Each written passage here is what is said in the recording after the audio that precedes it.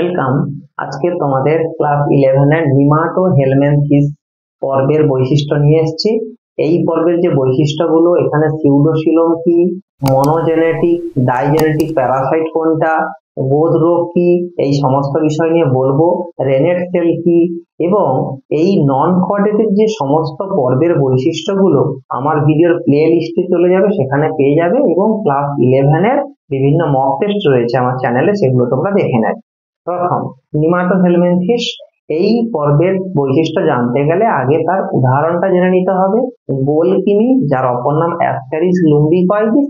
বোধকৃমি অর্থাৎ যে রোগে হাতির পায়ের মতো পা হয়ে যায়, তাকে আমরা গোদ রোগ বা এলিফ্যান্টিয়াসিস বলি। উচেরেরিয়া ব্যানকফটি এই পর্বের উদাহরণ।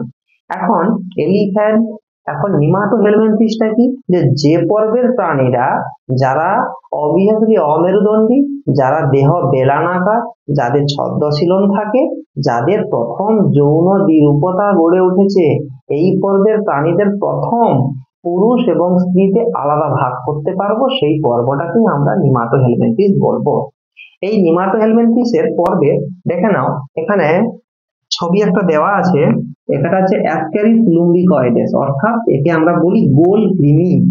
গোল কৃমি, এই গোল কৃমি এইটা হচ্ছে এটা পুরুষ বডি, এটা পুং বডি এইভাবে, আর এটা আসবে স্ত্রী দেহ। এই পুরুষ বডির ক্ষেত্রে কি, এইখানে রয়েছে মুখছিদ্র, এখানে এই জায়গাটায় এটা থাকবে মুখছিদ্র। মুখছিদ্র দেখতে দুপ্রান্ত সোঁচালো বেলানাকার, আর ঠিক এইরকম জায়গায় রয়েছে এটা পায়ু ছিদ্র। এটাকে আমরা রেচন ছিদ্র, বা এটাকে আমরা বলতে পারি রেচন ছিদ্র বলে দেওয়া ভালো, না হলে পায়ু ছিদ্র বলা যেতে পারে। রেচন ছিদ্র। কিন্তু পুরুষদের দেখো একটা পিনিয়াল সিটি, এক জোড়া পিনিয়াল সিটি আঙুলের মতো প্রবর্ধক রয়েছে। এই যে এই জায়গাটা, এটাকে আমরা বলি পিনিয়াল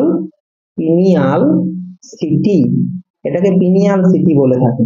নিশ্চয়ই এই জায়গাটা বুঝতে পেরেছ। প্রকৃতি, দেহ বেলানাকার প্রকৃতির, এবং সিলোম, এদের প্রকৃত সিলোম দেখা যায় না, এদের সিউডোসিলোম বা ছদ্মশিলম দেখা যায়। দেখো ছদ্মশিলমের প্রকৃতিটা কি রকম। একটা অ্যাসক্যারিসকে আমরা ডিসেক্ট করলে এই রকম একটা অবস্থা পাবো। সেই অবস্থার মধ্যে এইটার অংশটার নাম হচ্ছে কোষ্ঠিক নালী, এটাকে আমরা বলি কোষ্ঠিক নালী। আর একেবারে বাইরের অঞ্চলটা, এটা আমরা বলবো দেহ প্রাচীর, এটাকে বলবো দেহ প্রাচীর। তাহলে ছদ্মশিলম কোনটা, ঠিক এই জায়গাটা হবে ছদ্মশিলম বা হচ্ছে সিউডোসিলম। ছদ্মশিলম অর্থাৎ প্রকৃত শিলম না। নিশ্চয়ই জায়গাটা বুঝতে পেরেছে। এই পর্বের প্রাণীদের ছদ্মশিলম দেখা যায়। ভ্রূণজস্তর, অ্যাকচুয়ালি প্লাটি হেলমিনথিস থেকে আপ টু ম্যামেলস পর্যন্ত যতগুলো তোমাদের পর্ব আছে না কেন, Platyhelminthes, Nematohelminthes, Annelida, Arthropoda, Mollusca, Echinodermata, সবার ক্ষেত্রে ত্রিস্তরীয়, অর্থাৎ বাইরে এক্টোড্রাম, মাঝে মেসোড্রাম, ভেতরে এন্ডোড্রাম। এটা আগের ভিডিওতে আমি বলেছি। তাহলে এখানে কটা লেয়ার রয়েছে, তাহলে 3টে লেয়ার রয়েছে। সেই 3টা লেয়ার গুলো কি কি মধ্যে আসবে, এক্টোড্রাম, মেসোড্রাম, এন্ডোড্রাম। নেক্সট, প্রতিসমতা, এটা দ্বিপার্শ্বীয় প্রতিসম, অর্থাৎ পাশের দিক দিয়ে প্রতিসম, দ্বিপার্শ্বীয় প্রতিসম চলে আসবে।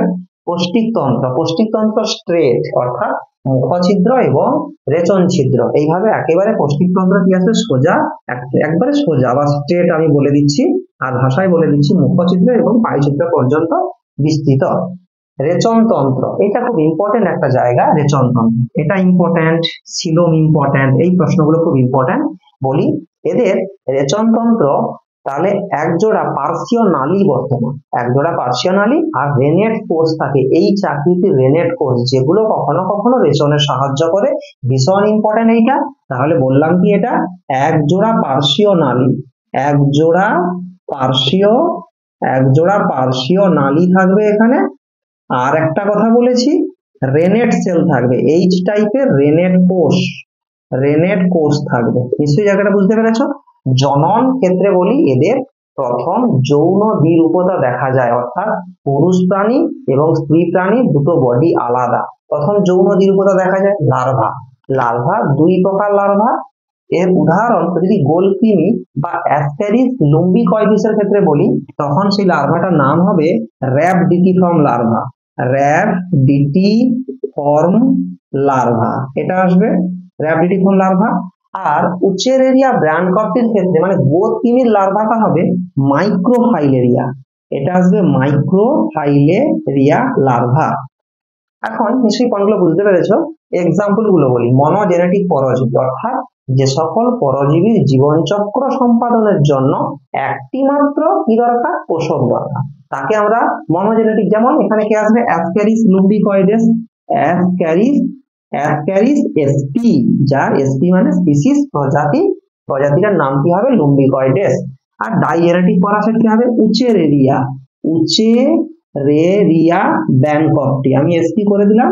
এই উচেরেরিয়া ব্যানকপ্টি ডাইজেনেটিক। আচ্ছা, মনোজেনেটিক পরজীবী অ্যাসক্যারিস একমাত্র আমাদের অর্থাৎ মানুষের, এরা ক্ষুদ্রান্তে বসবাস করে, যাকে আমরা কৃমি বলি, গোল কৃমি।